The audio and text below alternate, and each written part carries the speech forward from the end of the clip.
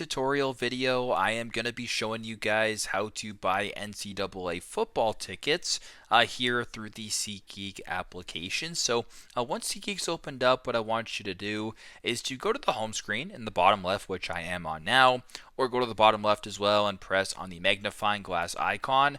Either one works. But for this demonstration, I'll go to the home screen here. I will scroll down to where it says Browse by Category. I will then press on Sports.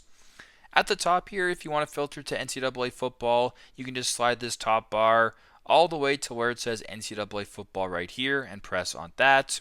Then once you're here, it's going to go ahead and show you guys some tickets that are for sale. So in this case, there's Western Michigan tickets right here. There's Northern Illinois Huskies football. You can change the location by going to the top right and then kind of changing the location this way. So very straightforward, very simple.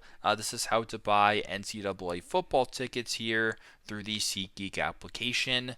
Thanks again for watching, and I hope this video helps.